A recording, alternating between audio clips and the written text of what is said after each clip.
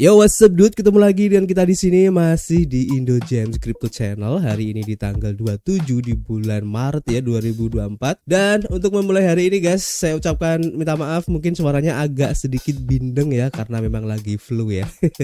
Jadi kalau nanti suaranya terdengar agak gimana gitu ya, harap dimaklum. Oke, kita lanjut untuk informasi hari ini ya. Seperti yang terlihat guys, untuk data coin market cap ya, terlihat di sini guys ada penurunan di 1,69%.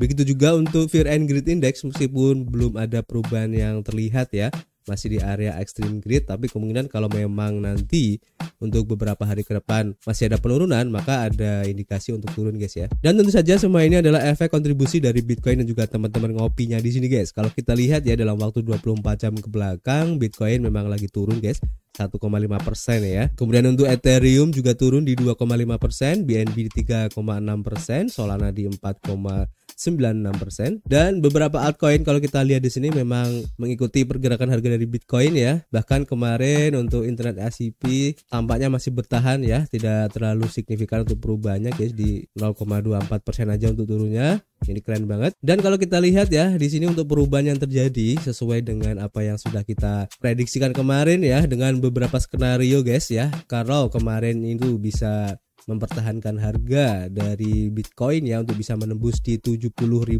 ya, bahkan bisa bertahan di atas $70.000, maka ada kemungkinan untuk lanjut naik ya untuk Bitcoin ini. Tapi kalau ada penurunan seperti ini, maka ada kemungkinan untuk mencoba retest ya, bisa aja ya untuk mencoba harga di 68.400-an, tepatnya di MA20 untuk time frame daily-nya guys. Jadi kita akan lihat hari ini kira-kira apakah Bitcoin ini akan lanjut untuk penurunannya, atau justru ini hanya perilaku sideways saja dari para investor yang mungkin melihat adanya beberapa informasi yang mungkin bisa dibilang ya sedikit men-trigger untuk penurunan Bitcoin ya, karena ada berita yang cukup mengejutkan juga ya, di mana ada salah satu exchange besar yang sedang terkena masalah ya, yang cukup serius juga guys. Oke, dan kita langsung saja ke informasinya, yaitu tentang KuCoin guys, seperti yang dilansir ya dari harian Decrypt. Di sini diinformasikan bahwa exchange kripto KuCoin ini didakwa ya dengan adanya konspirasi kriminal multi-billion dollar guys. Wow, ini berbahaya sekali ya. Jadi Departemen Kehakiman Amerika Serikat mendakwa KuCoin dan para pendirinya dengan pelanggaran undang-undang kerahasiaan bank. KuCoin didakwa ya pada hari Selasa oleh Departemen Kehakiman dengan tuduhan bersekongkol untuk melanggar undang-undang kerahasiaan bank dengan tidak menjalankan program anti pencucian uang guys yang sesuai. Akibatnya mereka diduga memungkinkan pencucian uang dan aktivitas teroris disalurkan melalui platform tersebut. Para terdakwa mengizinkan KuCoin beroperasi di bawah bayang-bayang pasar keuangan dan digunakan sebagai tempat berlindung untuk pencucian uang ilegal. Dengan KuCoin menerima lebih dari $5 miliar ya, dan mengirimkan lebih dari $4 miliar dana mencurigakan dan kriminal guys, kata jaksa Amerika Serikat Damian William dalam sebuah pernyataannya. Nah, di sini pendiri KuCoin, Chun Gan dan Ketang, ini keduanya warga negara Tiongkok ya, dan diduga bersama Flashdot Limited, Paken Global Limited, dan juga Phoenix Fin Private Limited. Para pendiri ini masih buron guys, dan KuCoin juga mengoperasikan bisnis pengiriman uang tanpa izin. Nah, perusahaan ini diduga telah mencari bisnis dari pelanggan Amerika Serikat untuk pertukaran spot dan futuresnya guys. Di mana DOJ mengatakan bahwa KuCoin gagal mendaftar sebagai bisnis pengiriman uang dengan jaringan penegakan kejahatan keuangan atau FinCEN, Departemen Keuangan Amerika Serikat, dan sebagai pedagang komisi berjangka dengan Komisi Perdagangan Komoditas dan Perdagangan Berjangka Amerika Serikat atau CFTC ya. FBI menuduh ya bahwa KuCoin tidak menerapkan program KYC hingga Juli 2023 guys, dan hanya untuk pelanggan baru. Mereka tidak meminta data tersebut dari pelanggan yang sudah ada.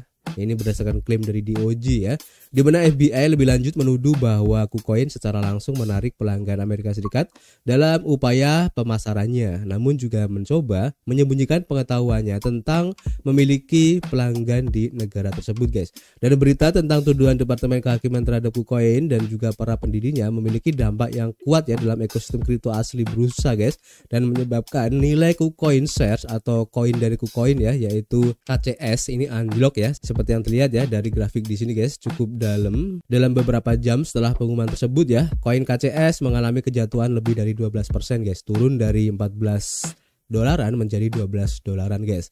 Dan ini menandai hari terburuk bagi KCS sejak Desember 2023 dan menguji dukungan koin pada rata-rata pergerakan eksponensial 55 hari terakhir. Dan ini cukup menarik ya. Ini juga cukup mengejutkan dan juga mengkhawatirkan karena jangan sampai ini menjadi FTX berikutnya ya. Karena sedikit banyak pasti KuCoin ini juga melakukan investasi di beberapa proyek-proyek besar ya, dan tentu saja investasi tersebut akan berpengaruh terhadap platform yang mendapatkan investasinya karena KuCoin mengalami masalah seperti ini guys ya. Itu pun juga terjadi pada FTX dulu ya, dimana platform-platform yang mendapatkan dana dari FTX ini juga mengalami kolaps. Jadi kita tunggu aja nanti seperti apa efeknya. Lebih lanjut ya, kalau kita lansir dari harian bitcoin.com, di mana Nansen ini melaporkan eksodus $200 juta dari KuCoin setelah tindakan dari DOJ ini. Jadi rantai Ethereum dan FVM ini melihat aliran keluar sekitar $200 juta dari KuCoin pada hari Selasa kemarin ya,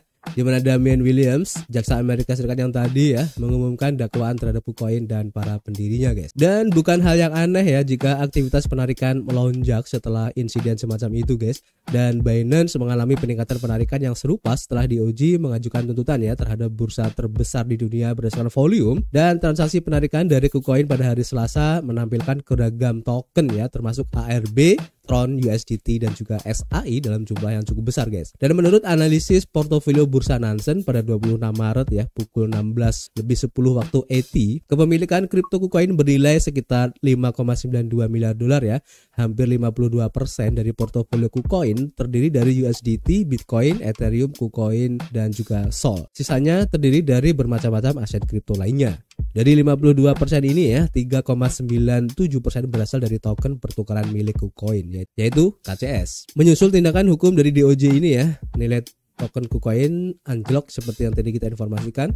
Dan kita akan pantau lagi untuk update-nya nanti ya, karena pasti akan sedikit banyak akan berefek ya terhadap Bitcoin itu sendiri, dan itu terlihat dari pergerakan harga Bitcoin hari ini guys. Lebih lanjut ya, kalau kita lansir dari watcher.guru, di sini diinformasikan bahwa CFTC menyebut bahwa Ethereum dan Litecoin ini sebagai komoditas dalam gugatan KuCoin ini guys. Jadi CFTC telah menyebut Ethereum dan juga Litecoin dalam pengajuan gugatan KuCoin baru-baru ini, dan memang CFTC mengajukan tindakan penegakan hukum perdata di tengah tuntutan pidana baru-baru ini yang dikenakan terhadap bursa dan dua pendirinya guys. CFTC mengatakan bahwa Ethereum dan Litecoin adalah komoditas di mana pasar aset digital melihat KuCoin muncul sebagai subjek tuntutan kriminal dari pemerintah Amerika Serikat pada hari Selasa. Selain itu, CFTC kini telah merilis gugatan terhadap bursa mata uang kripto tersebut dan menyoroti sejumlah besar aktivitas ilegal terkait transaksi komoditas. Secara tidak langsung, CFTC menyebut Ethereum dan Litecoin sebagai komoditas dalam KuCoin tersebut. Dan secara khusus,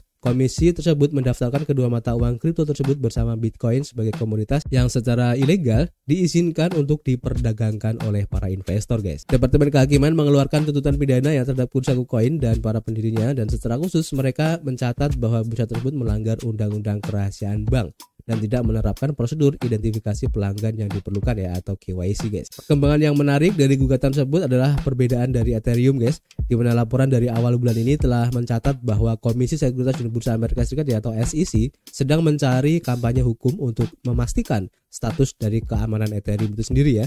Dan gugatan ini mendorong perbedaan komunitas yang tampaknya ingin dibatalkan oleh SEC. Wow, ini cukup menarik juga ya. Mungkin ini akan sangat berpengaruh terhadap keputusan SEC nanti ya, dengan Ethereum Spot ETF yang lagi ditunggu-tunggu ya. Dan ini akan semakin menarik guys, karena kalau sampai dibatalkan ya di Mei nanti, mungkin efeknya akan cukup lumayan dalam ya terhadap Ethereum itu sendiri. Dan ini semakin menarik untuk diikuti ya. Oke, selanjutnya ya, kalau kita lansir dari harian Crypto News, diinformasikan bahwa KuCoin ini tampaknya tidak mencampur dana pengguna dan memiliki cadangan yang cukup. Ini kata CEO dari CryptoQuant ya. Di tengah tuduhan kriminal ya dan kekhawatiran yang berkembang atas cadangan dari KuCoin ya, tampaknya ada angin segar. Jadi terlepas dari masalah hukum baru-baru ini, Ju menegaskan bahwa KuCoin tampaknya telah mempertahankan pemisahan dana pengguna dan memiliki cadangan yang cukup untuk memfasilitasi penarikan pengguna guys. Dalam sebuah postingan baru-baru ini di X, Ju mengatakan bahwa KuCoin menyaksikan lonjakan penarikan Bitcoin dan juga Ethereum terutama didorong oleh pengguna retail. Dan bisa dibilang ya, untuk KuCoin ini berada dalam posisi yang stabil guys. Dan itu terlihat dari penurunan harga KCS-nya yang bisa dibilang tidak terlalu parah ya, meskipun turunnya di 12%, tidak langsung hancur seperti dulu waktu Terra Luna ya dan juga FTX guys. Dan kita doakan aja semoga masih bertahan dengan baik. Nah, di sini dari perspektif on-chain, Ju percaya bahwa KuCoin berada dalam posisi stabil guys.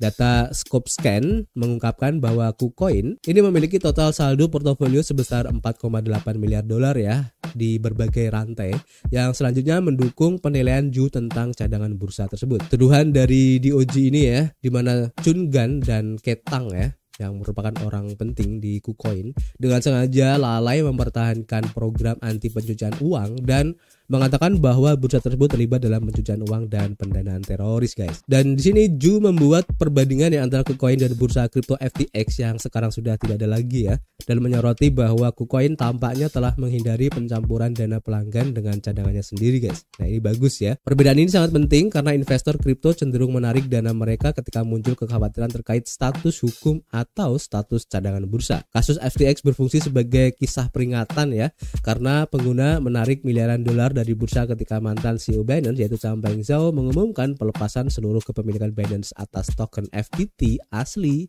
dari FTX dulu guys. Dan itu membuat kekacauan dan kepanikan yang luar biasa ya, yang membuat penarikan besar-besaran di FTX dan membuat FTX bangkrut guys. Nah, dampak dari kekhawatiran atas cadangan meluas melampaui pengguna individu yang berpotensi menyebabkan eksodus pasar yang lebih luas. Misalnya ketika berita tentang keruntuhan FTX muncul ya, harga Bitcoin anjlok lebih dari 20% dalam waktu seminggu guys. Namun terlepas dari tindakan hukum terhadap para pendiri KuCoin ini ya, sentimen pasar secara keseluruhan tampaknya tidak terpengaruh, di mana indeks ketakutan dan keserakaan kripto ya atau Fear and Greed Index menunjukkan tingkat keserakaan yang masih ekstrim ya, dengan skor di 83 dan menunjukkan bahwa investor belum secara signifikan terhalang oleh berita seputar KuCoin ini. Dan ini cukup menarik ya, karena mungkin para investor melihat kalau kasus yang menimpa KuCoin ini tidak terlalu berefek ya, berkaca pada kasus Binance kemarin ya, padahal Binance ini malah lebih luas ya untuk kasusnya. Dan mungkin akan ada sedikit kepanikan ya, tapi mungkin hanya berdampak pada investor retail aja. Dan untuk investor-investor besar tampaknya tidak terlalu khawatir dan masih sangat optimis sekali guys dengan potensi dari Bitcoin itu sendiri ya menjelang halving nanti dan setelah halvingnya ya tentu saja. Dan ini cukup menarik guys, kita akan lihat kira-kira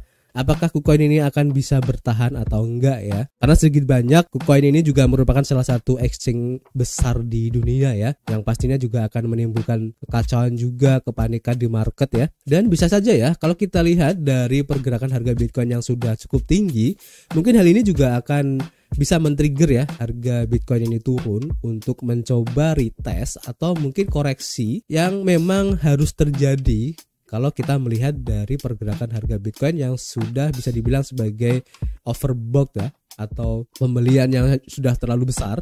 Dan untuk informasi hari ini khususnya untuk KuCoin nanti kita akan update lagi guys, karena ini cukup menarik dan mengkhawatirkan juga ya.